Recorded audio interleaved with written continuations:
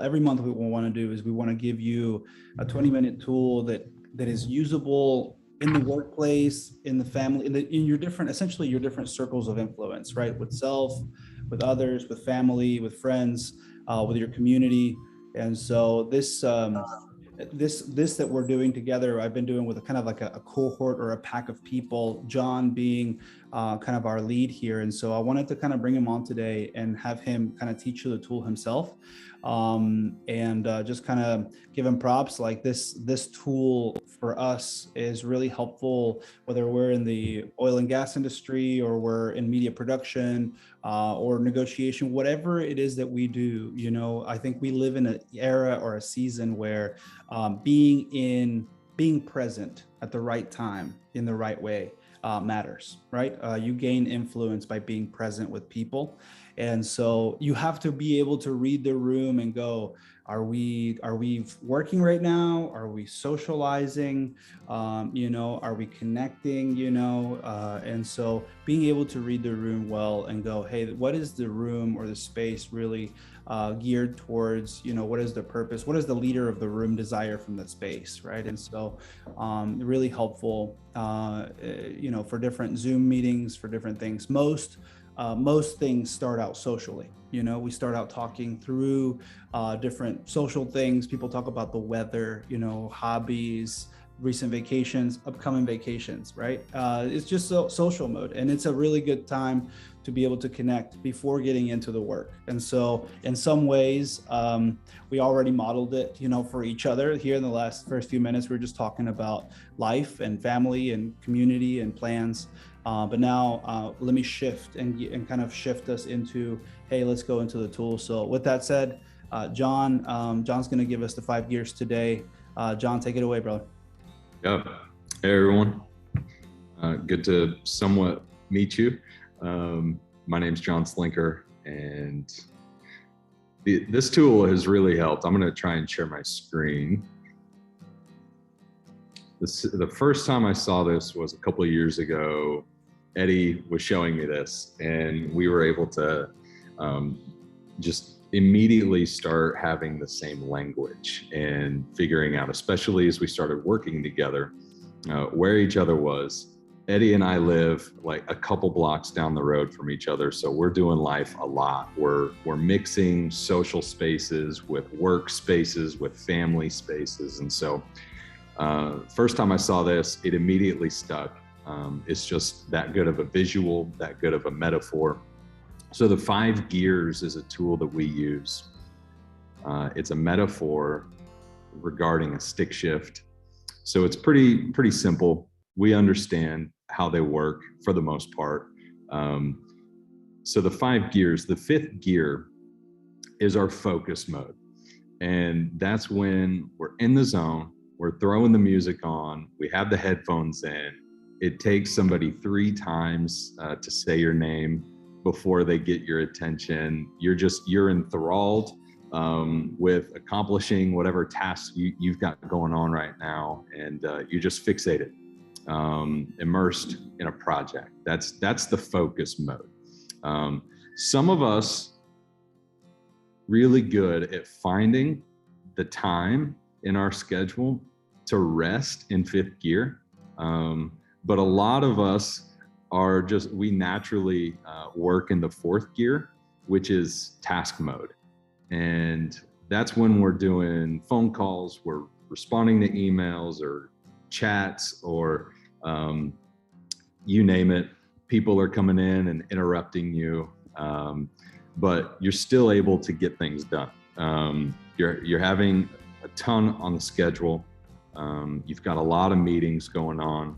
And you're trying to check it all off the list. That's task mode.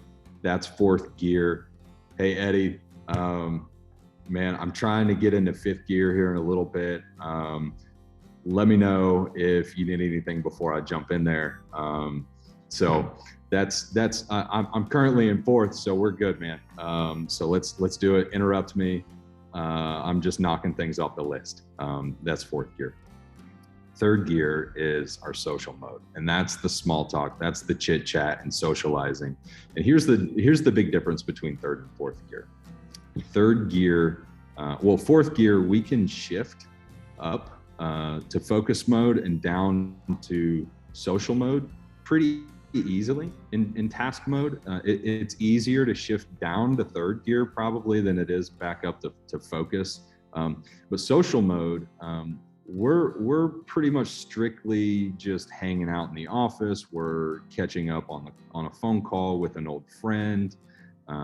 We're not necessarily trying to achieve anything except for some relational time and equity there. So second gear, connecting mode, that's going deeper.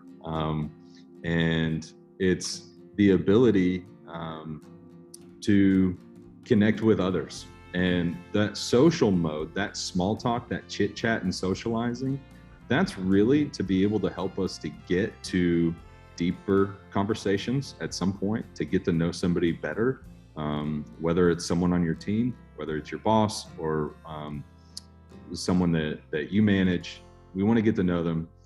So how can we go deeper? How can we build a bond with somebody, connect with them on a real level, getting to know something about their life, maybe going to lunch with them. It goes beyond just some small talk. A lot of us love to live in small talk and chit chat, and we find ourselves having a tough time getting out of that. Some of us avoid small talk altogether. Some of us are really intentional about connecting with other people. Some of us aren't awesome at being social or going deeper. And so just learning more about who you are and how you interact with others, and in the office, at home, this is a really helpful tool for that. The first gear is recharge mode. What gives you energy? I'm getting ready to go on vacation with my wife next week, and I know that recharging there is going to be sitting on the beach and even surfing.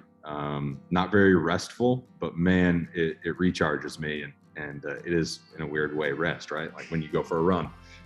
So the final gear is reverse, or the responsive mode. These are the times when we need to stop our momentum, and we need to throw it in reverse, and we need to back up, and we need to make something right. We need to identify and be self-aware in that moment. Hey, I'm just bulldozing right now, and I need to go back, or maybe I did earlier this morning. I need to go back and make that right. So here's an example of what this could look like. You walk in the office and there's a bunch of people engaged in social mode. They're in third gear. And what I've heard is that there's some offices that actually use sign language around these gears. So you walk in the office and you see a bunch of people sitting around a desk, and boss walks in, and he or she immediately starts saying, "Hey, what are you guys doing? We need to work on this. Who's got this going on? Who's covering that?" And boss is coming in on task mode, fourth gear. The team is on social mode. We're small talking, we're chit chatting, we're socializing, getting to know each other a little bit more, just taking a break. That can really devalue your influence on the team. And identifying, hey, teams in social, we're in third gear. Let me correct. Let me get into third gear with them for a time. And then we can figure out what the task mode is when we all get back to that one here in a few minutes. But being okay to rest in that gear with other people, to build the influence that you can have with your team. And it's also going to help at home. Some days I'm home before my wife is. She's a principal, and so I'll be having some calls at the house. I'll be in fifth gear, but she comes home and she's ready to small talk or chit chat, and I'm like, babe, I'm in fifth gear right now for another 10 minutes. Give me 10 and I'll be downstairs and we can hang out. So yeah, Eddie, feel free to throw anything else in there, man. But that's sure. the fit. That's the 5 gears, and we've seen it be helpful at home, in our social networks, and especially at the office. I'll note some important things from fifth gear. I've had to learn to figure out how many hours a week do I need to spend in fifth gear in order to accomplish everything I want by like PM on a Friday, right? Like if how many hours of fifth gear calls, follow-ups, emails, everything, in fifth gear, headphones in, do I need in order to get to my Friday and have my Friday be a descent, rather than still in fifth gear at 5 p.m. on a Friday, which causes me burnout. Just a thought. In fourth gear, I think fourth gear really sets you up to figure out, in fourth gear, you need to figure out a to-do list to figure out how long in fifth gear, how long in third gear, how long in second, plan your date night for second gear, connect mode or social mode, depending on what the nature of that date will be like, your third gear.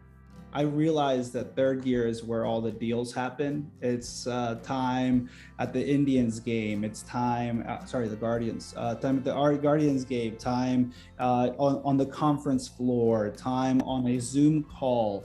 Time on the golf course. Like the deals happen in third gear, and I think you lose influence if you're trying to get to work at the golf course. If you're trying to get too far into the details. Third gear is for the big picture, for casting vision. And so really helpful, right? I think knowing how to work within each gear continues to maximize your influence. And then second gear, right? I think it's one of the ones that you have to be really careful with, because you have to figure out, one, do people actually want to connect at that level, or do they just want to socialize, right? And then two, is this the right space to connect at that level? And, or is it better to just be like, hey, we should grab coffee sometime, catch up, talk through some of those things that we've mentioned in passing during our time. And that's a really good follow-up. And you can jump on a one-on-one Zoom call, have a one-on-one coffee time, or just call somebody out, connect on something deeper, whether it's a company or a work or a team dysfunction, or whether it's something personal. It's just good to really set that aside. And then the first gear, I think if we don't have some degree of rest scheduled into our rhythm, I think long-term we'll be burnt out. We will lose influence. We'll be a little grumpier. We'll respond a little quicker. And so, yeah. And then reverse is saying, I'm sorry, right? It's like, hey, you're trying to connect over here and I'm coming in, socially, apologize, or, you guys are in fifth gear and I'm trying to bring you off of fifth gear. My apologies. You guys keep doing what you're doing and keep rolling. So just some things to remember. John, what do you think? Yeah, that's great. I don't have kids, and I've heard you talk about kids a lot with these 5 gears. Do you want to bring that up real quick? So I learned a long time ago from a leader of mine. He said, hey, I actually have started to leave my phone and my computer in my car at 5 p.m. because those tools draw me into fourth and fifth gear. And so around that time, he just leaves his stuff. He comes in, has dinner, and he knows in the world that we live in today, you have to go get that cell phone and that computer back out. I mean, like that cutoff no longer exists. So there is, once I put them down to bed around 9, so I'm from about 5 to 9, 9:30, I am in third and second gear with my wife, with my kids. 9:30 or 10 o'clock hits, and I'm back in fourth and fifth gear for an hour or two. You know what I mean? There's just a sense that it's a new world. We're working in a new era. And so it's important for us to really realize, hey, you know what I mean? We need to learn to be in the right gear. And if we absolutely need to cut into some of our time later on, at least we were in the right gear with the people who are most important to us. Mm-hmm. Yeah. So the 5 gears is as much a relational tool as it is a time management tool. So it helps us determine how we utilize our time. It helps us determine how to schedule our time and how to communicate our time with others.